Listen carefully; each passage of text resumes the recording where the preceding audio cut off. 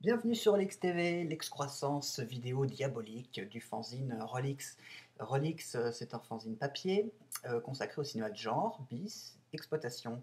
70 films sur 70 pages approximativement. On passe du cinéma d'horreur au cinéma fantastique, au western, à la science-fiction, au nanar, à l'érotisme, même de la pornographie, tout y passe. Pour votre plus grand plaisir, et ça coûte que 8,50 €. On a déjà réalisé un numéro sur les 71, un sur l'année 80, il nous en reste d'ailleurs si ça vous intéresse, et actuellement on est en train de travailler sur celui de l'année 74. Alors 74, énorme année pour le cinéma d'horreur, évidemment c'est la sortie de Massacre à la tronçonneuse. Et donc, cette année sort Massacre à la tronçonneuse 3D. Évidemment, hein, avec la mode, il fallait que ça vienne. Donc on trouvait que c'était une bonne occasion, vu qu'on va parler de Massacre tronçonneuse sur la version papier de ce fanzine, euh, d'évoquer donc effectivement ce dernier opus, ce qu'il vaut, ou ce qu'il ne vaut pas d'ailleurs.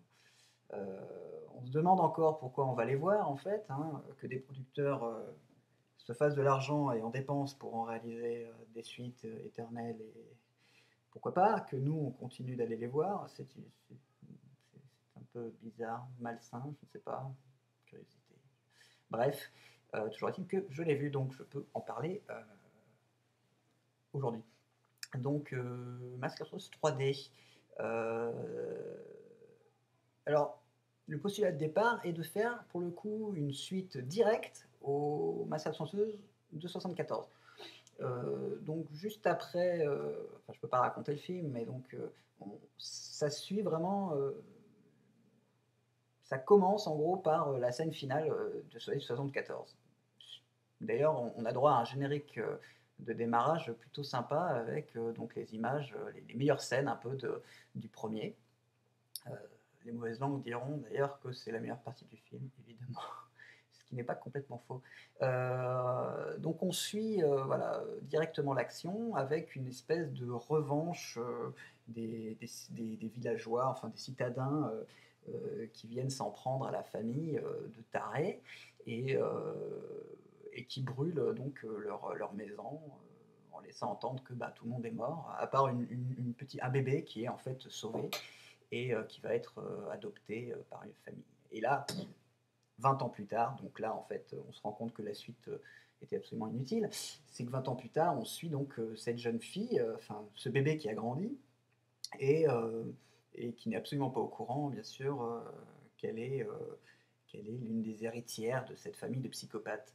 Euh, Elle va recevoir un courrier, un héritage, une maison, en fait de la famille d'origine. Donc elle va demander à ses copains de l'accompagner. Et les revoilà un bus Volkswagen et c'est reparti pour un tour. On est quatre, on s'amuse, on récupère un autostoppeur comme d'habitude. Dans chaque épisode, on y a droit. Et c'est parti pour une heure de même pas de survival, c'est plutôt d'un slasher. Hein. Évidemment, Leatherface n'est pas mort, donc il décime tout le monde. Il y a du sang, de la tripaille,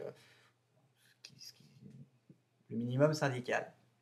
Euh, Cela étant, après cette heure-là, le film vire un petit peu parce que en fait, je dirais que l'intérêt de cette version là, je parle pas de la 3D, hein, mais l'intérêt c'est d'avoir axé le film sur en fait sur l'univers qui autour de cette famille. Parce que c'est vrai, ce qu'on a vu beaucoup avec cette franchise, c'est que on cherchait toujours à essayer de reproduire et à voir ce que pouvait faire d'autres cette famille. Et en fait, au final, on refaisait la même chose, c'est-à-dire, bon, bah voilà, il y aura une scène de course-poursuite, on va faire un bruit de tronçonneuse, il y aura un papy qui est complètement taré, etc. Enfin, et, euh, et du coup, ça a vachement limité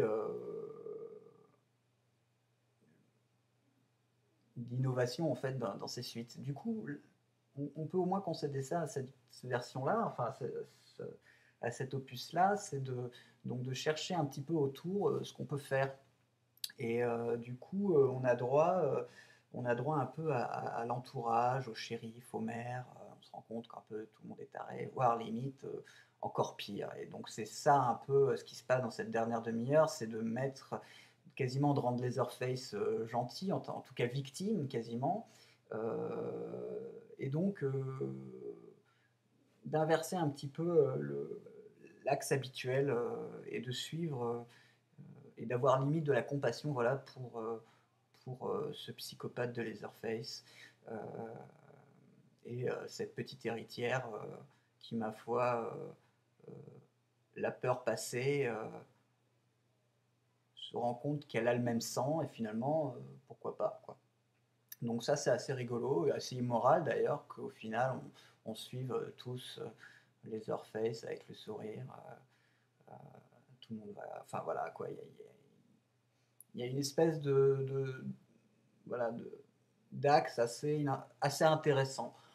Le film reste, globalement assez mauvais dans le sens que bon déjà, plus des 3/4, n'a aucun intérêt. En plus, bon, il y a beaucoup d'incohérences par rapport à celui de 74 alors qu'il est censé être la suite directe. On se retrouve avec des personnages en plus, enfin bon, voilà, ça c'est dommage parce que pour le coup, ils auraient évité ça, on serait retrouvé avec quelque chose de peut-être, au moins passable, correct.